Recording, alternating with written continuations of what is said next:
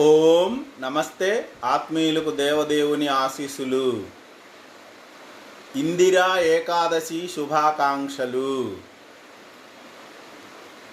తత్ పరమం పదం సదా పశ్యంతి శూరయః.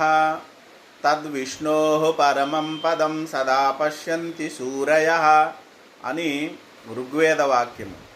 జ్ఞానులైన వాళ్ళు తమ ఆత్మజ్ఞానంతో ఆయనను అనుక్షణము దర్శిస్తూ ఉంటారు అని వేదము.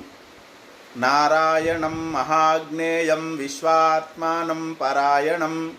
నారాయణ పరం జ్యోతిరాత్మా నారాయణ పరః. నారాయణ పరం బ్రహ్మతత్వం నారాయణ పరః.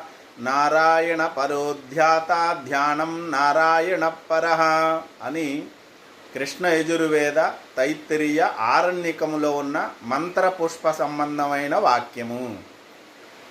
నారాయణుడు తెలుసుకోదగిన శ్రేష్టమైన వారిలో గొప్పవాడు.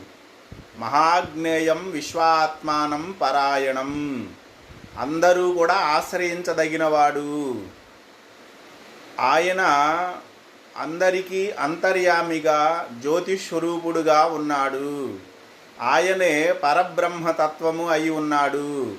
ఆయనే ధ్యానము చేయదగిన ధ్యాన లక్ష్యము అయిన ఆ స్థానము అయి ఉన్నాడు అని మంత్రపుష్ప వాక్యము.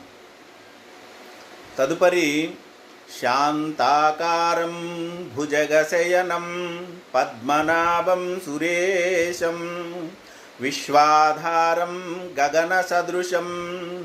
పద్మనాభం సురేశం విశ్వాధారం గగన సదృశం మేఘవర్ణం శుభాంగం లక్ష్మీకాంతం కమలనయనం యోగిహృద్యానగమ్యం వందే విష్ణుం భవభయహరం సర్వలోకైకనాదం అని విష్ణు సహస్రనామ స్తోత్రములో ఉన్న పూర్వపీఠికలో ధ్యాన శ్లోకము. ఆయన సర్పము మీద శయనించి ఉన్నా కానీ శాంతమైన ఆకారములో ఉన్నాడు అని ఆ శ్లోకంలో మనకు తెలియవస్తూ ఉంది.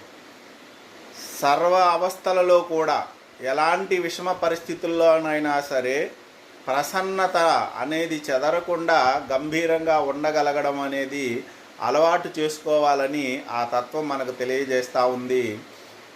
సంసార సాగరం పైన ఒక నావ ఉంది. ఆ నావలో జీవాత్మలన్నీ ఉద్ధరించబడతాయి.